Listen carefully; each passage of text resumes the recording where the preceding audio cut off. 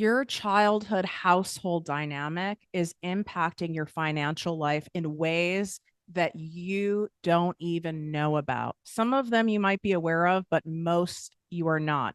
It's so subtle. And over the course of coaching more than 150,000 people worldwide and doing God knows how much healing work, therapy, all the things on myself, I have created, and it's one of my life works, it is the imprint, and I call them your childhood money imprint. And I have boiled them down to 4 different imprints so that you can see which one you identify with the most and how that particular imprint is impacting your money life now. That why you call in abundance, why you repel abundance, and what it is that you can do about it to change it. Because you can grow up in a house of chaos like I did, but we have the ability to switch our story and start fresh and reclaim our abundance at any time. And I can't wait for you to dig into this series. We're at part 1, baby. Let's go. What up, my people, my posse, my fellow crazies? It's your host, Tiffany Carter, and this is the show that is going to help you grow your business, your bank account, that big, beautiful brain of yours, your abundance, your relationships, and everything in between.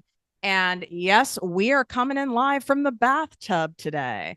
And so if you are someone who is not subscribed to Project Me TV on YouTube, you need to, just for this, because we're moving this set around. We can have a money bed and we can also be in the abundance bath. And I thought this was only appropriate to kick off the series that is accumulation of years and years of research on my part, clinical data on my part, in working with so many people from all different backgrounds all over the world, plus the work that I've done on myself. And there are 4 different childhood money imprints. The first one, which is part 1, what we're doing today, the feast or famine imprint. Then there's the scarcity imprint, the anxiously abundant imprint, and then the abundance imprint. So as you go through this series, I want you to kind of determine which imprint feels like that was the best and most similar to your childhood experience. Now, if you were raised in a household where you were in multiple homes, maybe you were in foster care and you bounced around, maybe your parents were divorced like mine and you spent time in 2 different households, I do want you to identify the imprint of the different households.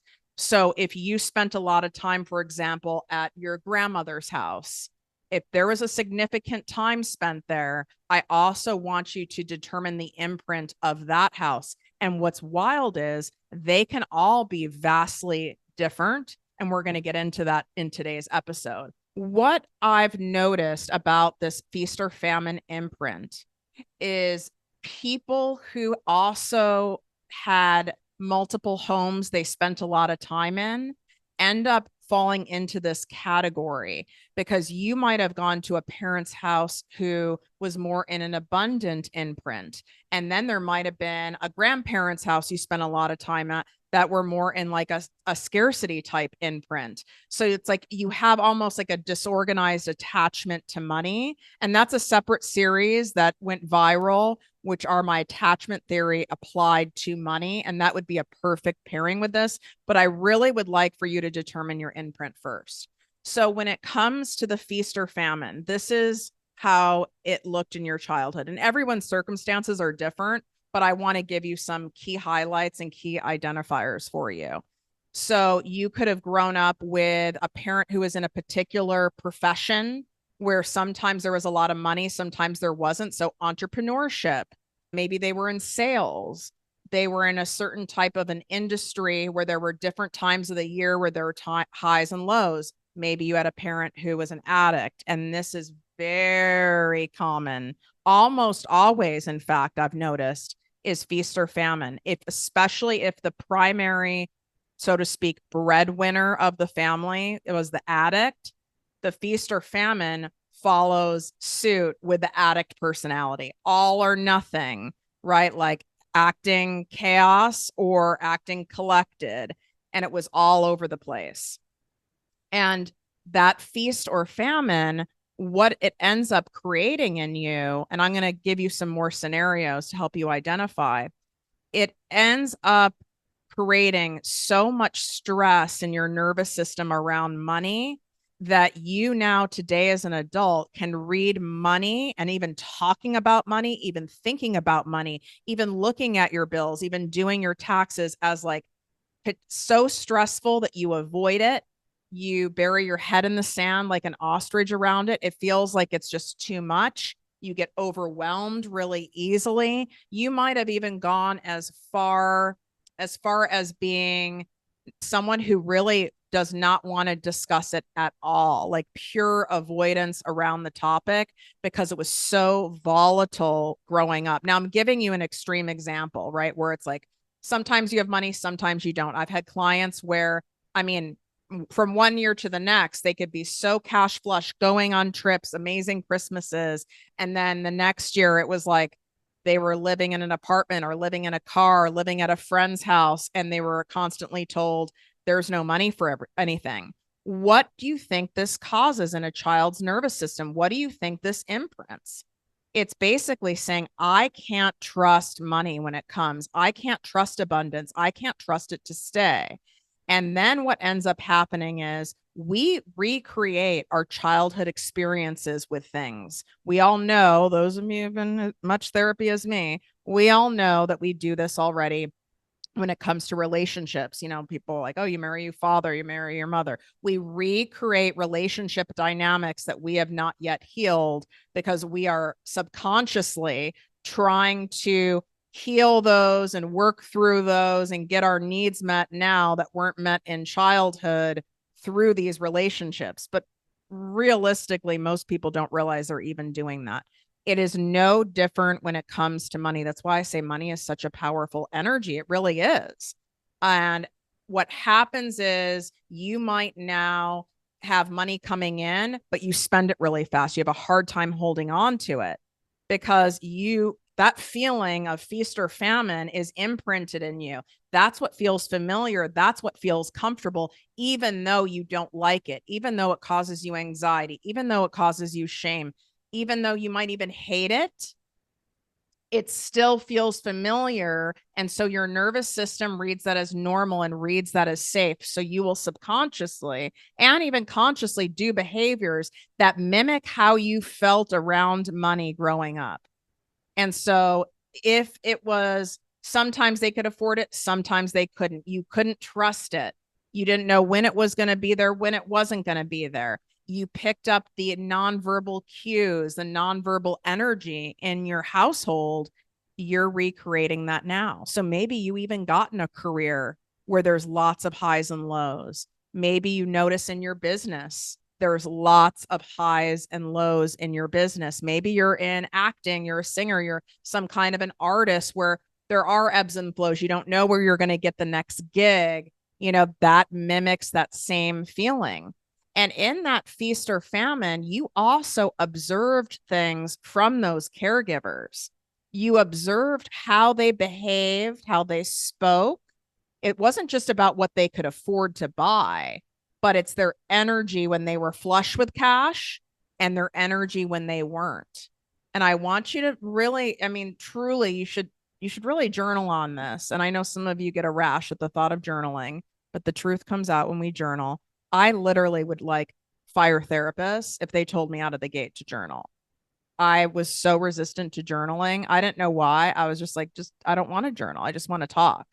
Well, the truth comes out when we write things down, which is why my Make More, Work Less Money Manifestation course is so powerful and transformative, because the guided workbook that comes with it, that's 70 pages, it's designed so that it feels fun, almost like an adult activity book. And it gets you to answer questions that you've never even thought of, these questions before that you would never normally answer, which gets you to the root of everything. And you definitely want to go get that. That link's in the show notes. That is going to pay off tens of thousands, if not millions of dollars over the course of your life. The cost of not digging through this stuff, digging through your imprints and transforming them and shifting them into abundance is everything.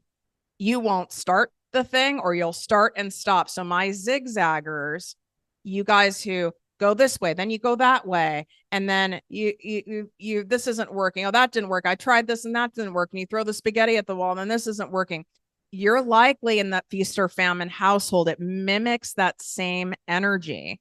And you're going to continue this just like in relationships. You're going to continue to attract people, places, things, and experience based on your imprint if it's left unchecked, if you're not doing something to shift it, to heal it, to manage it. That's why I'm so emphatic about this stuff. I didn't have any of mine in check either until I paid a really big price, which is why I'm so passionate about it. Like, this is the best ROI. This is the ROI.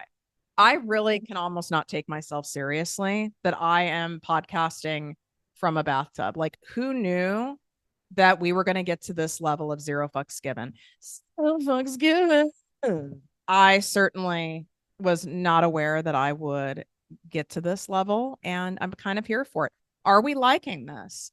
Do we like me traipsing all over the world and podcasting from unexpected places? I delight in it. I really hope you do. And if you are not subscribed to Project Me TV on YouTube, you really should, just for this. Okay.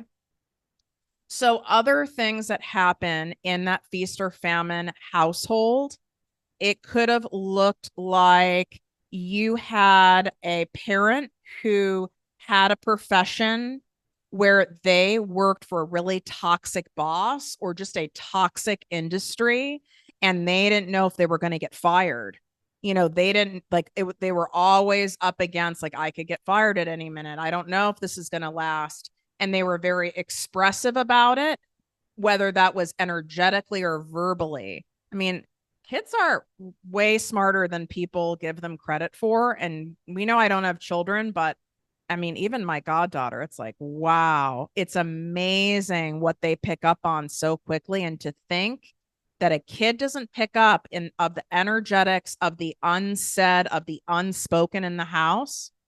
So, what were some things in your childhood that you knew not to ask for, or you knew when not to ask and when to ask when it came to money, whether it was money to go to the mall, or you wanted to go on a school field trip, or you needed new like soccer cleats, or you wanted to go see a movie, whatever it is? There is no way every single person listening right now, because kids and teens are the most manipulative creatures on earth. They're just wired that way, where you didn't have to make sure you picked the right time and the right vibe to ask for it. And if you grew up in a feast or famine household, you were hyper vigilant to this, because in order for you to get like your, so to speak, needs met, and I don't just mean like love, but I mean the selfish needs of, you know, a kid and a teen, right? Like, you want money to do things, you want a toy, you want your nails done, whatever it is. You really had to observe mannerisms. You had to overhear conversations. You had to read cues and signals and subtleties. So this causes a hypervigilance, and likely you do this now in your current life.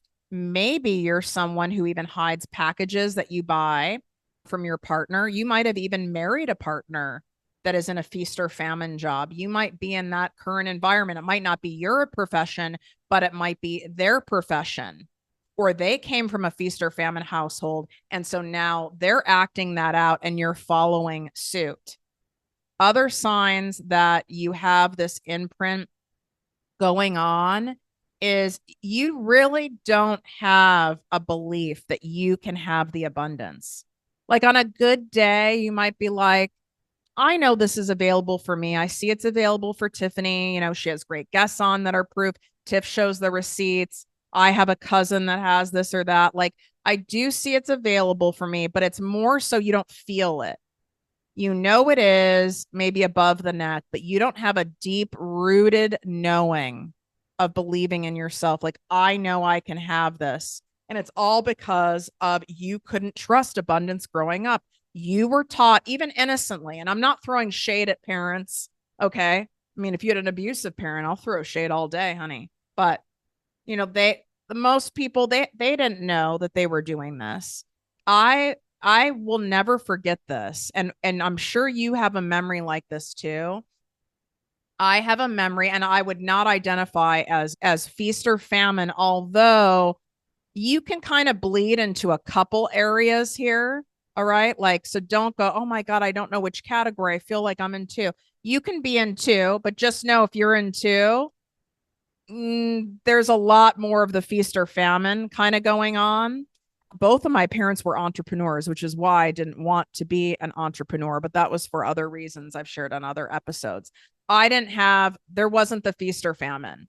There was definitely like, I was not in that. And we'll get to that in packaged goods world. So she had a client go bankrupt and someone was like delayed on paying and there was something else. And she was truly up against it on payroll. And she shared this with me in detail at an inappropriate age.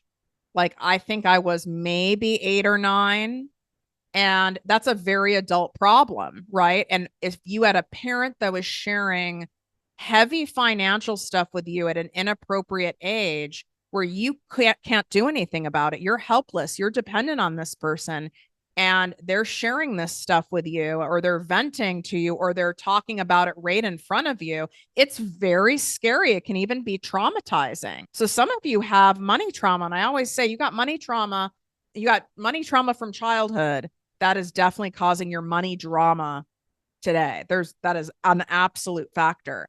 And I remember being so scared based on what my mom was telling me because it sounded like such a catastrophe. And oh my God, like, and she's like, I don't know how I'm going to make payroll. And I'm going to, this is not going to be a good Christmas this year. So don't expect anything for Christmas. And, like you hear that as a kid and you're like, oh my God, like what's going to happen? It's so scary. And I remember that, how like, I mean, at least back in my day, I didn't get money for chores. That was not my household. My household was you do child labor and you're lucky to live here. That was how I grew up.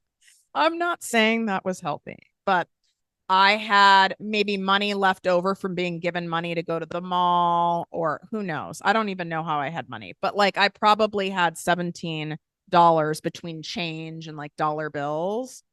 And I remember that I left it all on my mom's vanity because I felt so helpless as a little girl and I didn't know what to do. And I had no understanding, right, of like how much money it would take to make payroll. And I put that there. And you want to know what? She kept it. Exactly. I'm even silenced as I'm saying it now. And because she kept it, I read it as she also needed it. And that really stuck with me. So this is how deep I want you to go. There's no way there wasn't a period in time or a few periods where there was something that happened. It could be that you were flush, like mom or pops, took everybody on some grand trip. Maybe you had a parent who was very gregarious and overspent and was spending all of the time and then would have no money, or you had a parent who was like gambling or a shopping addict and you just never knew what to expect. It didn't feel safe. So now money doesn't feel safe to you. It doesn't feel reliable. It doesn't feel dependable. So if it doesn't feel safe, why would you call more of it into your life? Why would you call in more of something that doesn't feel safe? Because your nervous system is reading, if I have it, it's only going to go away. So why would I want to have it? Because I don't want it to go away. I don't want the feeling of it going away. So I might as well not have it, or I might as well not even try and go for it. I might as well not even bother going for the lifestyle changing cash that I want, because is this really possible after all? Like, I know it's possible for these other people, but like, what are really the chances?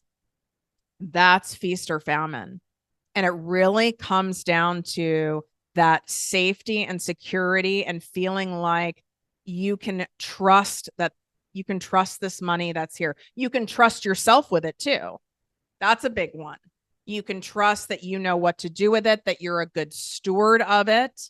And I have clients who have a lot of money who work with me and they struggle because they have so much fear that they're not going to be a good steward of the money they're making. They're going to sabotage everything. They're going to blow it all up. And it all comes from this feast or famine household. So how can you start switching that narrative? What can you do to work on it? I like keeping everything for you guys so simple and straightforward. We don't have time to do unnecessarily hard work. And what I would say about it is I need you to work on nervous system regulation around money and building a trusting, loving relationship with it. And this is going to sound whack, what I want you to do, but I'm telling you it works. I need you to take money out of the bank. I would prefer it to be, I mean, obviously there's people listening and we're top 5, by the way, you guys, in over 57 countries now. This is insane. Thank you so much for being such loyal, supportive listeners and writing reviews for the show. That really goes a long way. And if you want to pay it forward and pay the abundance forward for everything that's done here on the show, and it really helps you, please write a 5-star Apple podcast review. If you're a Spotify listener, you can tap the 5 stars. If you're watching on YouTube, please comment. Please share this series and share this episode. It goes a long way, and I appreciate you guys so much. So I want you to take like $50 bills, $100 bills, not like, I don't want you taking like low currencies, okay? And I need you to take out enough, and I want it on your bedside table, like the actual paper. And I want it to sit there. I want you to see it when you go to bed. I want you to wake up and you see it there in the morning. I want to take the edge off, the fear off, the lack of trust off, with money. And because you've made money be such a bigger thing that it needs to be. It's like, I want to desensitize it to you. It's just there. And it's there when you go to bed, and it's there when you wake up. If you follow me on Instagram, which you should, and also on TikTok, totally 2 different sources of content. I don't regurgitate the content on there. So you for sure want to follow on both. Both are at Project Me with Tiffany. And I often share in my stories, right? Like I have artwork in my house that is made from money. You guys know part of my branding is like, money symbols, and I'll have a money hat. And I'm not saying you have to go that far with it, but I would love it if in your office or somewhere that you see where you go into a lot of room you go into often, I need something that resembles abundance and money to you so that you just see it everywhere. That's why I do that. I mean, truly, and I'm sure someone makes it, I would have, as long as it was like high quality, money wallpaper in at least like one room of a house or one accent wall. It just keeps reinforcing to your brain. It's everywhere. It's available. It's accessible. It's here. It's not going anywhere. And money flows in and money does flow out, and money flows out, and it's always going to come back in. It's not going to let you down, and you're not going to let yourself down with it. And so I want you to be able to do that for yourself. And you can come up with other creative ways to do this. Some people have fun with it and create artwork with it, or they'll do crafting with it, and they'll get a really nice, like large mason jar, and they'll line the outside edges with money and almost make like a vase out of it. I've seen people do some really cool stuff with it. But I want you to just see it as all this is something you can trust. It's safe. I can trust myself with it. And you have to have those conversations with yourself. It is safe for me to be abundant. It's safe for me to receive large amounts of money. It's safe for me to have a lot of clients. It's safe for me to have all this. I'm not going to lose it. It's not going to go away. It's safe for me to receive. It's safe for me to receive. And yes, money does flow in and money does go out. And this is not that. I don't need to do the reoccurring patterns that I've done in the past, or that my parents did, or my caregivers did. I get to do things differently. I don't need to live in those extremes that cause our nervous system to go all over the place and be dysregulated all the time. I can look at money as security, money as safety, money as a dependable resource for me. So I need you to really keep repeating things like that to yourself. Taking an abundance bath, which is why I'm in the bath right now, right? Like, do things deliberately that are going to feel good to your nervous system, but your focus is on abundance. Your focus is on receiving. So I have coming out something really special that's going to help you with this. So stay tuned. You definitely want to be on my Secret Posse Weekly Digest email list, which is free. And that's amazing content for you in there. Those are me. Those are my words in there. This is not some like chatbot AI writing emails to you. And you'll get first dibs on this. But wow, you sit in a space where your nervous system feels calm, you feel regulated, and you feel safe. And then you're listening to things like maybe you're listening to my guided meditations. Maybe you're listening to this episode right now while you're soaking in the tub, while you're showering, while you're stretching, while you're putting on lotion, while you're doing something enjoyable, you're walking out in nature. And it's safe. It's safe to talk about money. It's safe to have money. It's safe to receive money. It's safe to hold money. It's safe to spend money. And you keep doing that work, and you're going to create a new shift in a program to where you're going to see what happens even pretty quickly of it coming in. Because if you're so afraid of it going away, there's no way you can allow much of it in. You're in like a tug of war with yourself, which is why you feel like you have almost like a bipolar business going on, where it's like, well, some months are this and some months are this and some months are that. This is where the root is coming from for you. And I know right now you're probably going, wow, my mind is blown. Like, this is even a lot for me to take in. And I want to unpack this, but I really don't want to have to like go back there, because there's some uncomfortable memories, in my childhood. And I mean, it doesn't really sound fun. It's not like, yay, I get to unpack my money trauma from childhood. Like, no, none of us are sitting there thinking that's fun.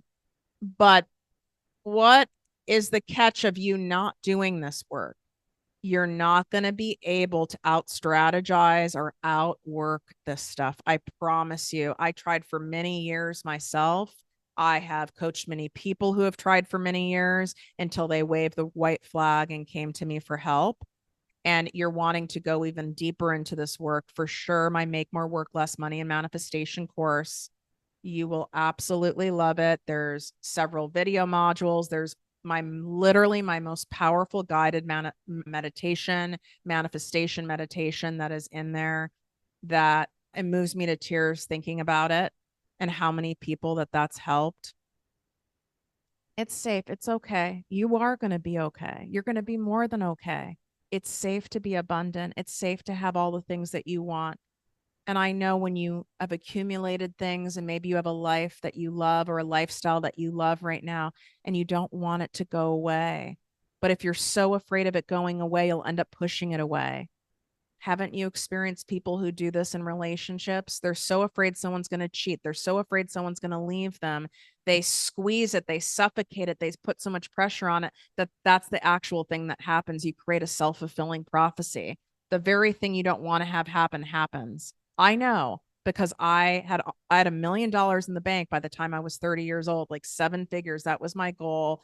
I almost killed myself to reach that goal. And in 3 months, almost all of it was gone. And it was because of this stuff. But that had to happen. And that level of pain had to happen around money to wake me up to do the work that I was meant to do, to now pay it forward to help you. You're thinking it's going to be so hard to bring in the money and keep the money that you want, or have the consistency of the money that you want, the clients that you want in your life. It's actually not hard. The hard part is, I guess you could say, emotionally, doing this kind of work. The strategy stuff is simple. I teach all that in my Project Me Posse business coaching membership. It's this stuff that's repelling it.